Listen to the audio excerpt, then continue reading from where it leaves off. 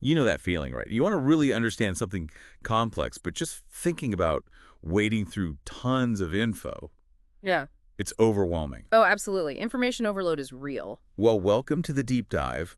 We try to give you that express route, get you clued in without the headache. And today, it's a pretty fascinating topic. It really is. Yeah. We're diving into the deadly fighting techniques of Dachengquan Duanshou. We're using excerpts from a book by Zhaoshan. Yeah, and Li Zhaoshan's background is worth mentioning right off the bat. He wasn't just some dabbler. No. He was a serious student of Wang Chuanji, who was a really big deal in Yiquan, known for practical Good. So a solid lineage there. Definitely. And Li Zhaoshan himself became known in wushu circles. He focused on, actual combat application. He even came up with ways to learn faster. Faster learning. Interesting. Yeah, and he blended the traditional Dachengquan stuff with, like, modern science, biomechanics, body structure, that kind of thing. Okay, so it's not just ancient secrets. He was looking at why it works. Precisely. And the material we're looking at gives a good overview. Yeah, it covers quite a bit. Basic techniques, how to generate force, Attack methods, defense, counterattacks. how to string techniques together, the chaining stuff, and even self-defense against, well, different kinds of assaults, even weapons. It's very clearly geared towards effectiveness, real-world application. No messing around, it seems. And for you listening, this deep dive is, I think, pretty unique. How so? Well, yeah, it's about fighting techniques, obviously. That's a big part. Right. But traditional Chinese martial arts, they often have this connection to, like, health preservation, personal development. True, there's often that philosophical or health dimension woven in. So even though we're looking at potentially lethal techniques, we might touch on some of those broader ideas too. It's possible. It's all part of the tradition.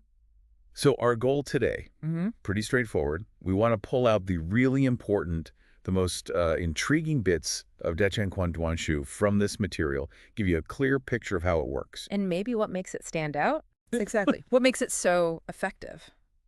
Okay, let's jump in. The book starts off laying out some, core requirements for combat. Yes, Li Zhaoshan flags three key things: internal strength, technical skill, and interestingly, braveness. Braveness. Right up there with strength and skill. Yeah, it's quite striking. He puts it on the same level. Suggests knowing what to do is only part of it. You need the guts to actually do it under pressure. Precisely. Decisive action requires courage. Makes total sense. But, okay, the technical side. Dachengquan seems a bit different, this idea of fighting without fixed techniques. Ah, yes. Quan ben wu fa yu fa ye kong. Right, that phrase, the idea that fixed moves can actually hold you back. Exactly. It emphasizes needing a kind of still mind, being able to adapt instantly. So it's not about learning technique A, then technique B, then C. It's something else. It's less about a catalog of moves and more about cultivating a state of readiness and understanding principles. That sounds incredibly difficult. How do you even train for no technique? Well, it's not literally zero techniques. It's more about not being tracked by them. The training develops this deep understanding of body mechanics, force generation. So your reaction is spontaneous, Right. natural. Exactly. Appropriate to the moment, not just a pre-programmed response. Think of it like knowing letters versus memorizing specific sentences. Fundamentals give flexibility. Okay, I get that. And this connects to that other principle, issuing force from anywhere. Yi fa bu li, wu fa bu rong. Yes. Power shouldn't rely on being in one perfect stance. It should be available, connectable from any position. The whole body works together. No breaks in the chain. That's the ideal. A unified structure. Power flows from the ground, through the core, out to the limbs. Like the whole body is one spring. One powerful spring.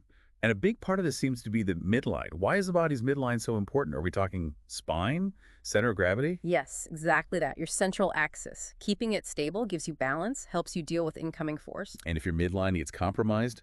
You're much easier to push over, control. Conversely, attacking their midline disrupts their balance, creates openings. Standard in many arts, but really emphasized here. Very much so. Constant awareness of it. Now, something that really jumped out at me reading this was the huge emphasis on post-standing. Zhuang gong. Ah, yes.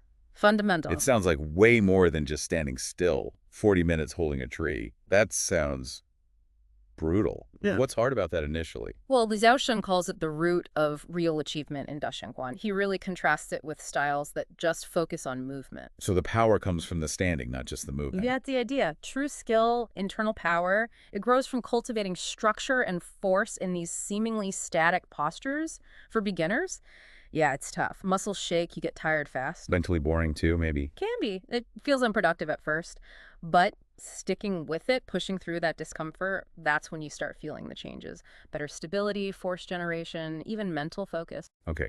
The book mentions a few basic combat posts. Let's start with the seizing ball pose. What's the aim there? Right, seizing ball. Often starts from a contradiction stance. Hands rotate inwards, palms down, fingers curved, like you're holding spheres. Okay. The key is the mental imagery. Really feel like you're gripping huge, heavy iron balls, or tiny ones between your finger joints. Connected, separate, or lifting them, throwing them, pressing down a hill. So the mind work is crucial. Absolutely. It develops whole body strength, especially hand and arm abilities, seizing, pulling, holding. Got it. Then there's the holding tiger head post. Sounds more aggressive. Ready? It is. Lower stance, abdomen slightly pulled in, arms up, hands in loose fists, one near eye level, one lower. In the mindset. Combat readiness. Intensely imagine hitting a big tree, feel the impact. Or blocking an attack, holding your power back, waiting for the right moment to unleash. Cultivating that reactive power. Okay. The big step post seems focused on different types of force, like ejecting force. What's that feel like? Yeah, big step pose, feet wide apart, deep squat, waist back a bit, arms extended. The mental image is key here. Like what? Think of a cat stalking a mouse, coiled, ready to explode. Or facing a strong opponent, ready to adapt after their first move. Right. This post trains ejecting force like snapping a wet towel, that sudden whip.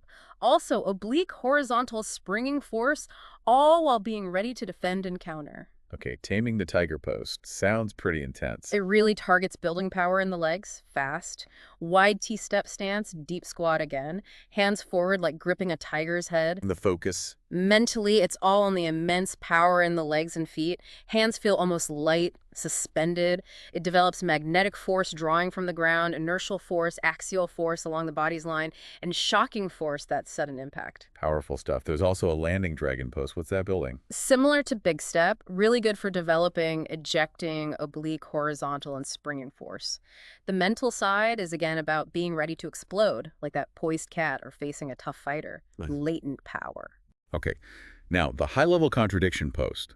Sounds advanced. It is. It's a variation on the basic contradiction stance. Front foot slightly forward, legs bent more, weight shifted back, often on the balls of the feet, heels lifted. And the mental state. Very concentrated. Imagine a piercing gaze, like a poisonous look that could freeze someone. Or feeling like an arrow pulled tight on a bowstring ready to release. Serious stuff. Yeah, and Zhaoshan warns against doing it too early. You need a solid foundation first, or it could actually be bad for you. Good caution. And finally, the training universal force post, or holding tree. That one sounds interesting, connecting with nature. Right, the holding tree, another contradiction stance variation. It emphasizes relaxing, sinking your weight, unifying the whole body. How does the tree imagery work? You mentally merge with a big rooted tree, feel its stability, its strength. You even imagine gently pulling it back, pushing it forward, like a subtle tug of war. To capture that rooted strength. Exactly, that deep sense of connection and integrated power.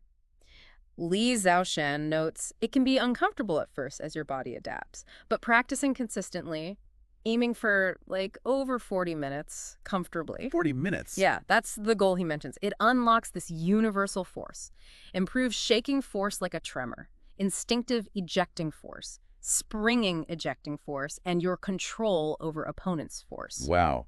So these static postures are really the engine room for force in Dachengquan. Okay. Speaking of force, the book gets into developing it, starting with free force. Right. Free force is about being able to issue power spontaneously, effectively, without being locked into rigid moves. The training methods are key. Like what? First, internal integral force training, making the body like a whip. Power starts in the hips, waist, back. And travels outwards. Exactly, like cracking that whip. The core generates, the limbs deliver. Then there's hanging force training. How does that fit in? Just about directing the power? Yes, precisely.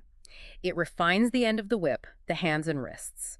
You adopt a specific stance, hands postured like you're hanging something heavy, Yeah. The training involves reacting to incoming fists, real or imagined, using an upward, supporting, hanging up wrist motion to deflect, Yeah. followed immediately by a downward smashing or hanging down move.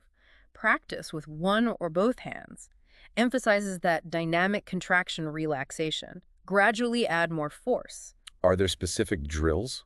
Yeah, drills like smashing down on an opponent's arm to break their structure or warding off with the wrist and striking their face or chest. Okay. Next is natural testing force training. What's the focus there? Finding your most efficient way to issue force. Using your waist and back consciously. You might take a posture, say, facing right, one palm left. An experiment. Yeah. Subtle contractions, relaxations in the waist and back.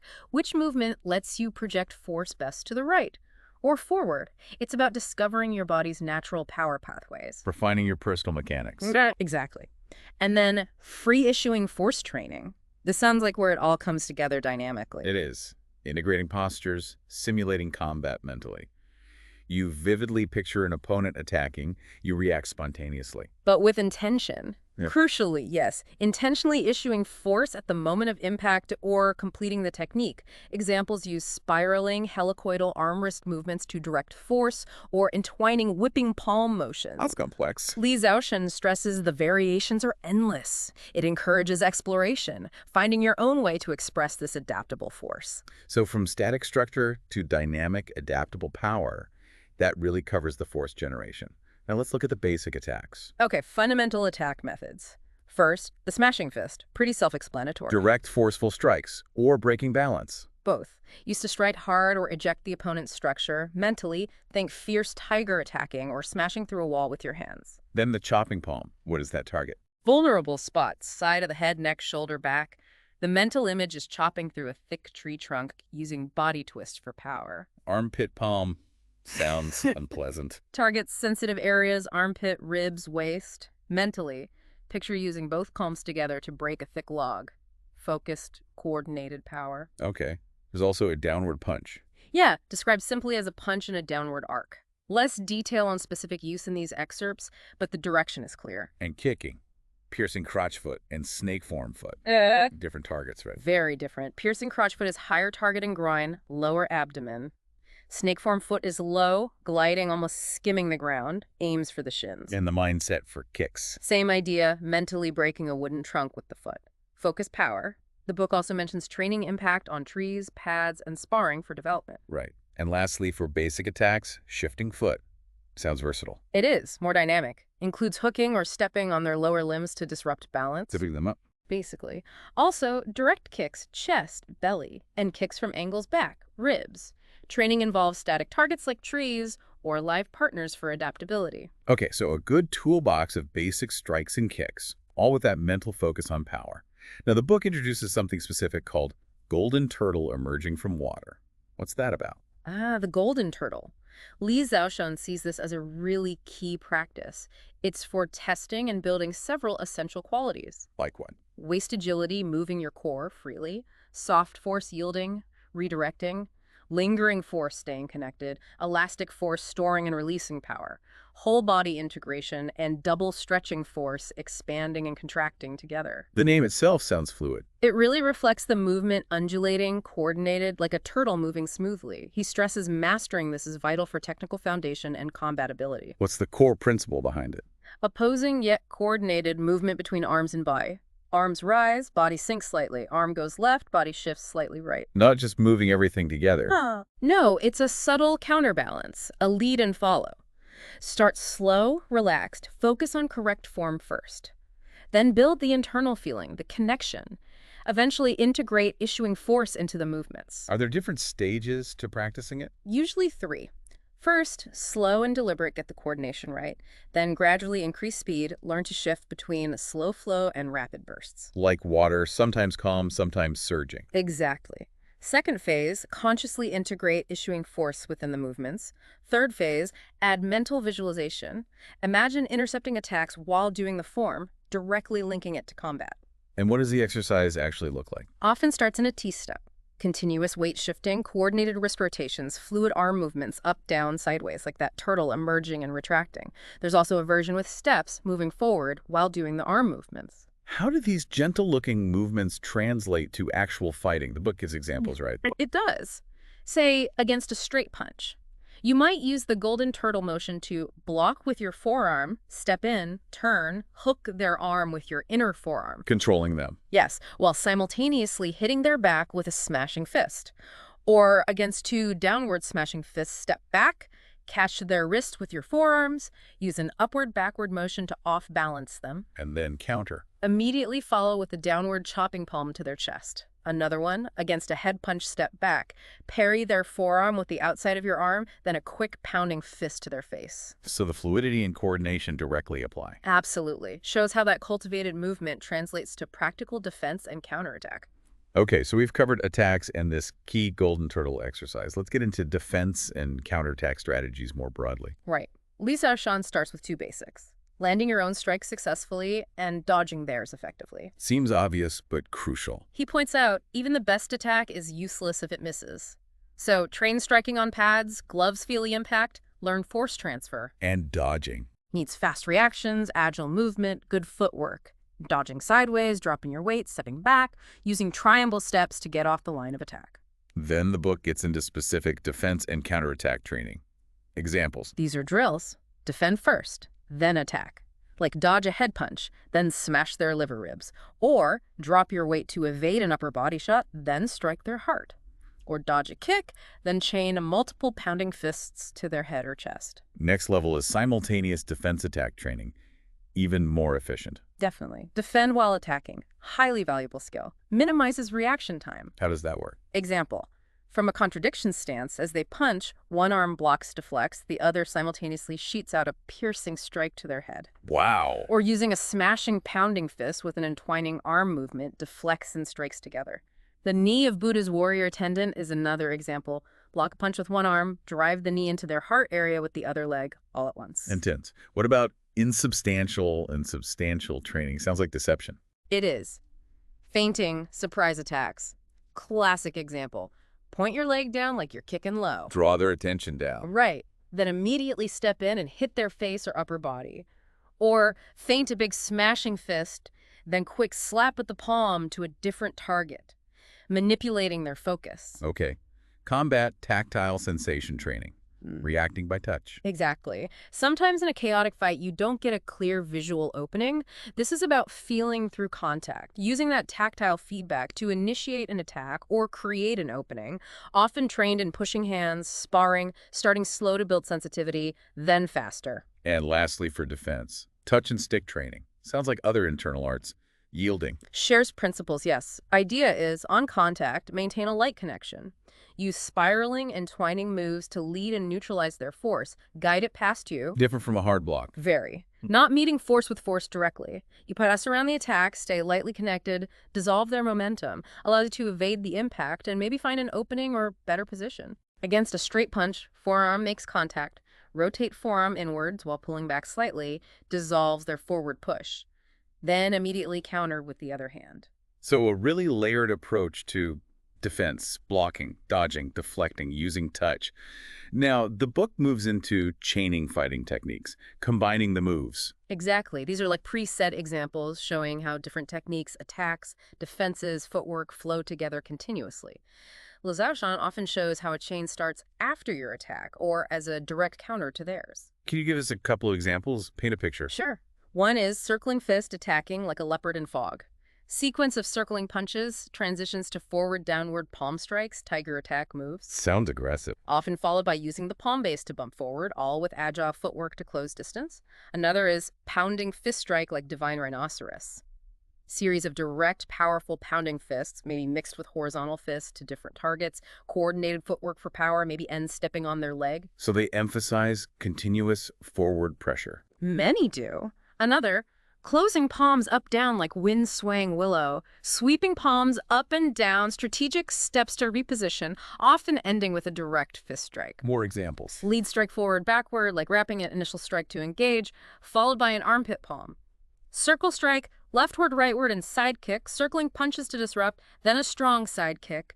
Direct and reverse chopping fist and frontal fist, chopping fists in different directions, then a direct frontal fist. Seems like a sequence for almost anything. That's the idea, showing possibilities. Others include cutting palm, scissor neck, and snake form, foot cut, trap neck, low kick, hand like halberd, striking knee, spearing hand to knee, smashing fist, splitting fist, piercing crotch, and wrapping strike, downward fist, groin kick, wrapping arm strike. Keep going. Okay. Entwining hand, drilling chin, and flying palm control, upward strike, leaping palm, black dragon emerging from sea and penetrative back fist, white snake spits tongue and crane form leg, oblique chopping, reverse slap and smashing fist, springing kick, smashing down and drilling fist. And each can vary depending on if you're initiating or countering. Shows the adaptability within the chains. Really fascinating how individual moves weave together. Okay, now the book gets very practical. Self-defense applications against specific assaults. Yes, this is where it gets grounded in real-world scenarios. Punching, grappling, kicking assaults, how Dachengquan techniques apply for self-preservation. Let's start with against punching assaults. What kind of tactics? Variety of blocks, strikes, footwork. Example, against a right straight to the head dodge right, block left forearm, step in, right smashing fist to their belly. Okay. Others, hook their attacking wrist, strike their ribs. Downward chop, advance with pounding fist, rotate wrist to deflect, drill fist to palate, deflect sideways, smash down. Or just evade, then use a splitting strike. What about against grappling assaults? Different challenge, close control. Yeah, emphasis shifts to tactile sense, breaking holds, countering. Examples. Use a reverting seize to lock twist their wrist while hooking kicking their body. Use stretching force to break a hold. Lock their arm. Use rotating palms to escape. Break wrist grip. Kick groin. Or grappling counters. Press their shoulder to off balance, chop face. Turn head to make space. Push smash body. Catch their elbow. Hook leg for takedown strike. Seize hair. Strike face. If they grab your waist, strike groin ribs. Okay, and against kicking assaults. Combination. Dodge, block, seize the leg, counterstrike. Example. Kick to belly, step aside, catch leg, rotate, pull back to off balance. Or block kick with forearm, immediately strike, head body. Grab their leg as they step in, counter kick or strike. Other kicking defenses. Lift, poke their leg to disrupt. Hook their knee with yours, strike body. Press down their kicking leg, piercing palm strike. Hook sweep leg for takedown. Block high kick, strike throat. Roll with kick force, grab hold knee. Counter kick to your knee with your own knee chopping palm. The book even covers against lethal weapons crucial combat situations. High stakes. Extremely. Techniques here are direct, decisive, aim to neutralize the threat fast. Examples. Catch weapon hand, strike crotch cut leg. Penetrate eyes, slap hard, parting palm to unbalance, pat bump crotch. Close arms to control weapon, bump them off balance. More weapon defenses. Catch elbow, pull leg out, lock weapon arms, smash with free fist, strike crotch, lock neck, catch weapon arms, strangle throat, pull wrist to disrupt, catch elbow. Then there are desperate attack techniques, last resort stuff. High risk, high reward for extreme danger. Examples. Simultaneous two-hand bump to face. Embrace head, knee strikes. Cover head, strike ribs. Lift leg, strike the knee. Embrace waist, bump backward. Press face, pierce throat. Embrace head, twist neck. Thumbs and eyes, strike ear. Cover head, strike crotch. Wrestle arm, press elbow, strike Mingmen, point on back. Wow, sounds brutal. Close combat fast attack techniques are also mentioned. Wrestling influence. Yes, emphasis on rapid, unrestrained fighting up close, catching, striking, shaking, locking, draws on Bu Anfu's experienced wrestling champ, Wang Shangzai disciple. Catch fist, strike eye. Catch elbow, strike face. Press arm down, strike face. Wrestle arm, smash ribs. Seize head, strike face. Break neck, strike knee. Seize shoulder, strike belly. Repulse arm, strike throat.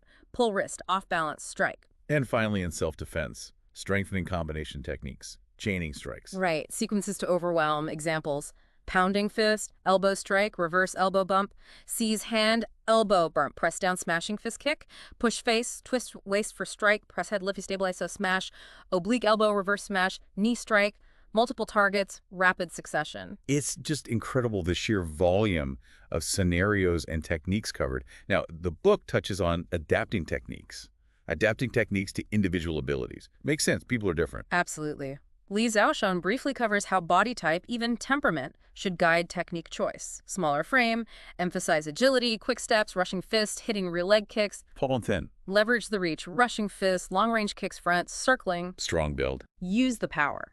Rushing fist, sticking, catching up close, immediate powerful strikes or unbalancing moves. Tailoring to your strengths. And lastly, the importance of footwork. That no-rule steps idea sounds intriguing. Footwork is absolutely fundamental. Judging distance, balance, power generation. Training progresses. Fixed targets, moving targets, eventually no rule steps. Meaning totally fluid. Yeah, exceptional agility, like a fish in water. Constantly adapting steps, body position based on the opponent, your own rotation. Seamless transitions. Once you get the basics of these no-rule steps, you refine judging distance and timing in unpredictable combat. Wow. Okay, this has been an incredibly deep dive. We've covered so much core principles: force generation, standing post attacks, defense, chaining, self-defense. What are the biggest takeaways for listeners? I think the core things are that Dachengquan Duanshou is practical, combat-focused. It stresses adaptability, a calm mind, and developing internal force, especially through post-standing. It's less about rigid forms, more about principles generating power anywhere, reacting fluidly with the diverse techniques and adapting it all to you. And here's a thought. Considering how it blends tradition with like modern understanding of the body Right. and emphasizes the mental side so much, it feels deeper than just fighting, doesn't it? It certainly suggests that. It makes you wonder, how could those principles, adaptability, cultivating internal strength, mental and physical, apply to challenges in our lives, outside of a fight? That's a really potent question. Maybe exploring arts like this offers more than self-defense. Health benefits, resilience, personal growth. Tapping into that wisdom in a modern way. Yeah, something to think about. For anyone listening who's intrigued, definitely worth looking more into Li Zhaoshan and Dachengquan. Agreed. It's a rich area. Absolutely. Well, thank you for joining us on this deep dive into Dachengquan Duanshou. My pleasure. Until our next exploration, keep diving deep.